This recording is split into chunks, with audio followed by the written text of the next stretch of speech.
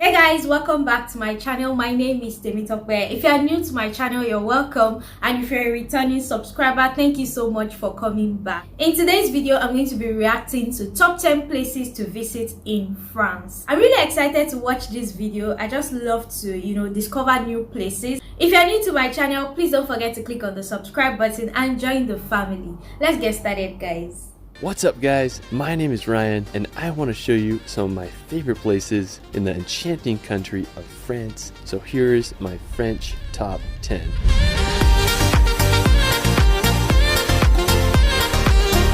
France is known all around the world for its endless history and jaw-dropping scenery, from the towering French Alps to the Mediterranean coast of the French Riviera. France has so much to offer. Let's start this video off at the picturesque city of Anzi. Now, Anzi is located at the foot of the Alps. It's famous for its medieval old town, and it's been nicknamed the Venice of the Alps thanks to its canals. Now, the city is just absolutely magical, but what I love about the region is Lake Anzi. It's known as one of the cleanest lakes in all of Europe, and I just love the surrounding mountains. And I just can't think of a better place to enjoy on a hot summer day. Now, one of the crowning features of the area is the Chateau de Menthon Saint Bernard. The castle began construction back in the 13th century, and it's just hard to beat the view of this medieval castle. Wow. After Anzi, we're going to head over to the nearby French Alps. Now, this is definitely my favorite region in all of France. Wow. It's home to the incredibly massive Mont Blanc, which is the highest mountain in all the Alps at 15,774 feet. If you want to get a close-up view to Mont Blanc without the hiking, you can visit the Aiguille du Midi. Now, special thanks to my friend Guillaume Rougelot for helping me out with footage. I'll link his channel in the description below. Now, the Aiguille du Midi was constructed back in 1955, and when you see it, you just can't fathom how they were able to build this on top of a mountaintop. Wow. Now, to get there, you can take a 20-minute cable car ride, which holds the world record for the highest vertical ascent by a cable car with an elevation gain of 9,000 feet. Wow. And when you reach the top, you'll be able to witness one of the best 360 views in all the Alps. Now, if you're into hiking, you'll have to experience the Tour du Mont Blanc. It's a roughly 170-kilometer trek that loops around Mont Blanc. You'll not only hike in France, but you'll also go through Italy and Switzerland. If you hike at a decent pace, you can expect to complete the loop in about 10 days. If I can travel to France this summer, I definitely want to attempt the Tour du Mont Blanc. I mean, literally just looks like pure paradise out there. After the Alps, we're going to head over to the Alsace region. Now, located in eastern France, bordering Germany and Switzerland, the Alsace region is famous for its fairy tale cities, wine country, and rich history. Over the centuries, the region has alternated between French and German control,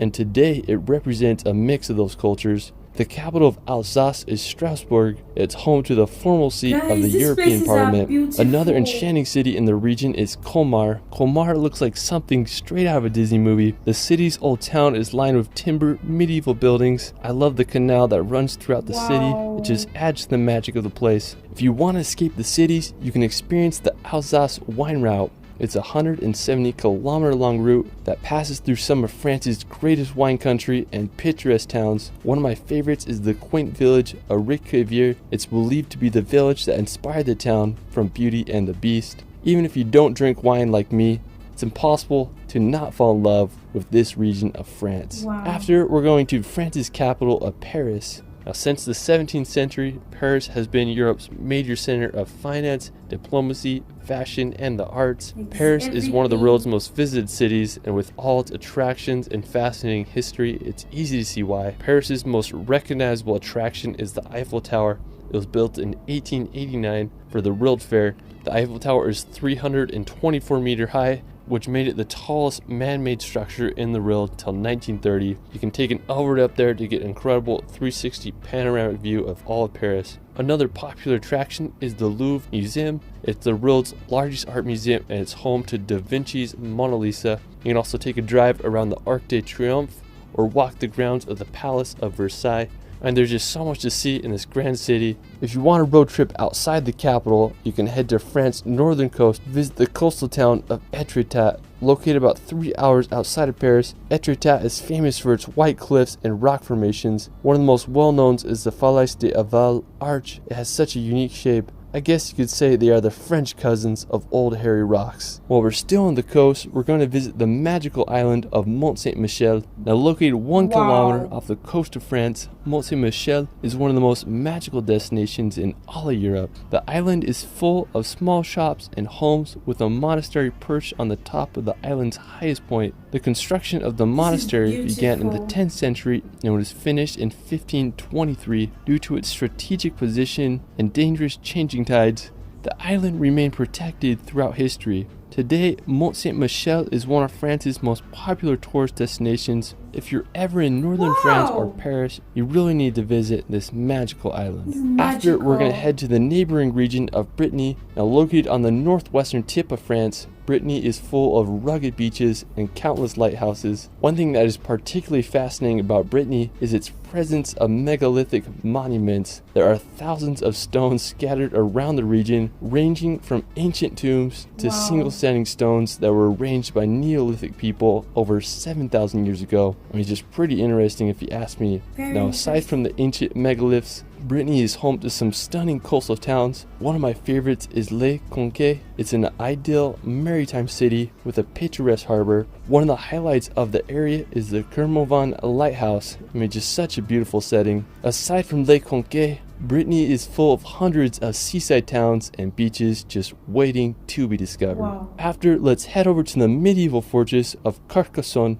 Now, when I imagine medieval Europe, I don't think there's a better place that exemplifies it better than this fortified city. Located in southern France, Carcassonne began as a Roman fortified hilltop and was given to the Visigoths in the 5th century, who continued to fortify and build the city. Throughout the centuries, Carcassonne proved to be an impregnable fortress as army after army failed to overtake the protected city. Today, the city consists of 53 towers that are protected by its 2 outer walls. It remains as one of Europe's greatest medieval gems. While we're still on the topic of medieval cities, we're going to head over to Uzes. Now located about 2.5 hours from Carcassonne, Uzes is a small town with quite the medieval charm. What I love about Uzes is the Duke's Castle. It has such a unique look to it. The main tower with its 4 mini spire gives off medieval vibes. Now while you're in Uzes, you can make the short 15-minute drive to the ancient Roman aqueduct Pont du Gard. It's over 2,000 years old and carried water over 50 kilometers to a Roman colony. It's the highest of all Roman aqueducts and it's one of the most well preserved. Another nearby place to visit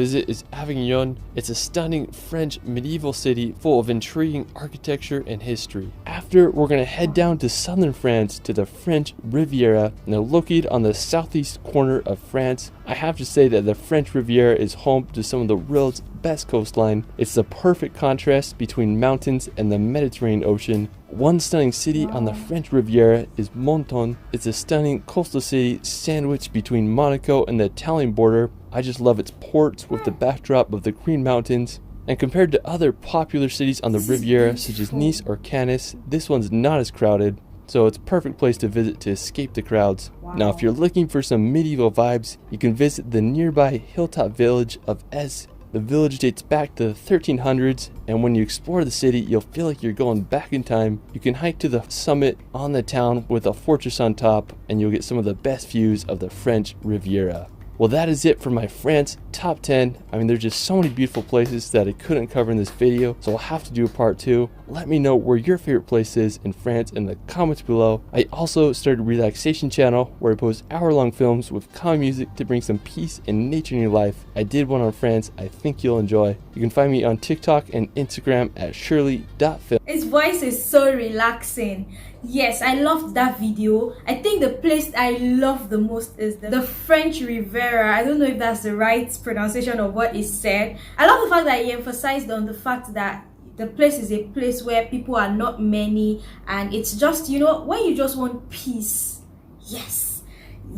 And when I want to visit places like that with, you know, les beaux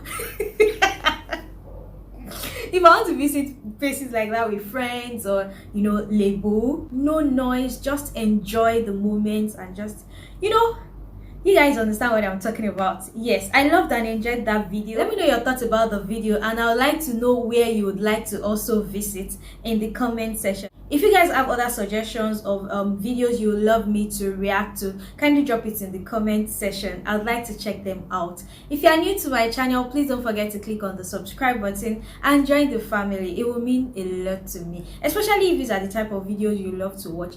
Consider subscribing, guys. And if these are not the type of videos you love to watch, please still subscribe to my channel. Thank you guys for watching, and I'll see you guys in my next video. Bye.